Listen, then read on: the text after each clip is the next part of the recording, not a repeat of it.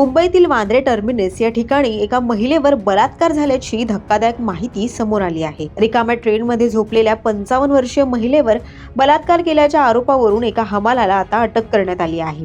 पोलिसांनी याविषयी काय अधिकची माहिती दिली आहे याविषयी सविस्तर जाणून घेऊया। ही घटना 1 फेब्रुवारी रोजी शनिवारी रात्री घडली। एका अधिकाऱ्यानं इंडियन एक्सप्रेसला दिलेल्या माहितीनुसार ही पीडित महिला हरिद्वारहून तिच्या नातेवाईकांसह मुंबईत आली होती।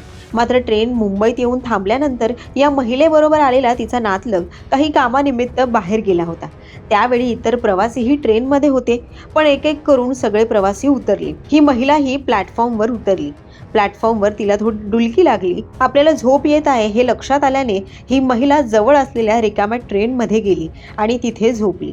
प्लॅटफॉर्मवर उपस्थित असलेल्या त्या हमालानं हे सगळं पाहिलं आणि त्यानंतर तो हमाल ती महिला ज्या डब्यामध्ये होती तिथे गेला। तिथे त्याने त्या महिलेवरती अत्याचार केला। यानंतर जो नातलग ह्या महिलेला सोडून गेला होता तो परतला। त्याला पाहून हमाल पळून गेला।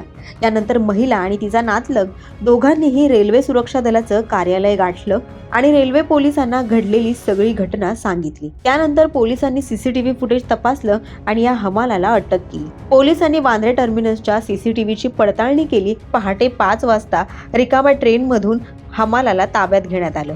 पोलिसांनी दिलेल्या माहितीनुसार आरोपी हा फुटपाथवर राहतो।